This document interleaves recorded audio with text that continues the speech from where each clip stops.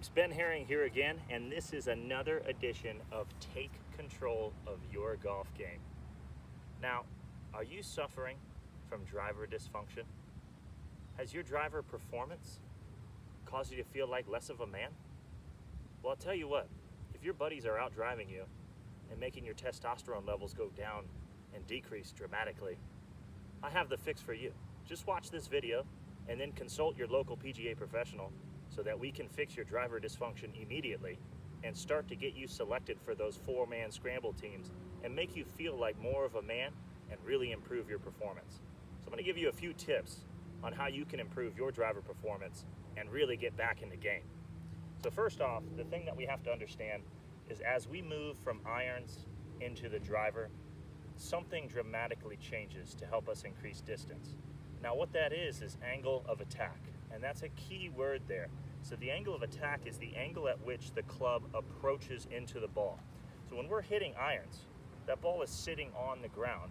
Therefore, we want that club working down into that ball because we can't possibly swing up on a ball that's sitting on the ground unless we chunk it and then swing up on it. But now all of a sudden things change when we get the driver in our hands. Now there's 4 fundamental changes that'll take our swing from being down and into the ball and up and into the ball. So the first fundamental change is the most obvious one, and that's the ball is teed up off of the ground, right? So now that that ball is up off the ground, we can easily swing up on that thing and make contact with it. The next change that we make is that ball position works itself forward in our stance. Now why forward? Well, let me show you. The center line of our body at impact is where that club is going to be lowest when swinging it towards the ground. All right, so that low point, if that occurs where the center of our body line is, so basically where the buttons on your shirt are, if that happens in the middle, right, then the bottom out point in my swing is most likely going to be in the middle. So if I got the ball in the middle, I'm going to hit it at somewhat of a neutral angle of attack. But now if I take that ball position forward, that club can work up into it. And now once I got it on a tee, now all of a sudden that club starts to work up. So the reason that ball position gets moved forward is to help us get that angle of attack working up into the ball as opposed to down working into the ball.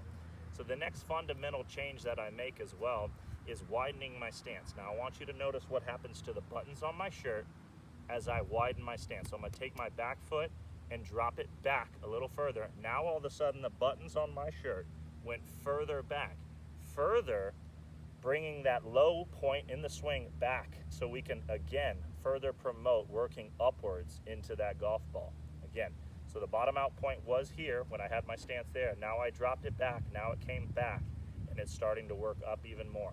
The final adjustment that we make is a slight tilt on the shoulders. So we set up to that ball and we get a slight tilt on the shoulders. Once again, this is further promoting us working upwards into that golf ball.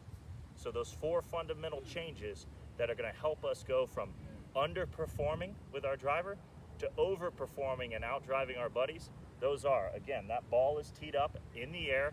If you're somebody who likes to tee it low, that is a true sign of somebody who is hitting straight down on that ball, and you're going to get more spin and you're going to hit that thing more crooked and you're going to get less distance. Like, we don't want that. We want to maximize that distance, right? You know, say you want to socially distance yourself from your friends. Well, the easiest way to do that is out drive them by 20 yards, all right? So again, ball teed up in the air, right? So if you tee it low, not good, you're hitting down on it, get that thing up so we can work our club up into that ball. The next fundamental change that we have is that ball position's now forward in our stance so that we can work that club up into the ball.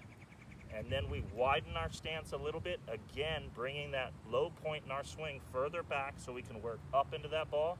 And then we make a nice shoulder tilt to once again add that angle of attack to go up.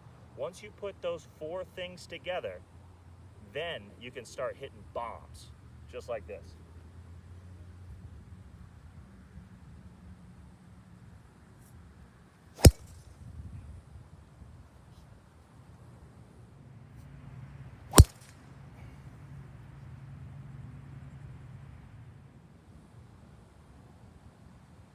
That one just went way over the net.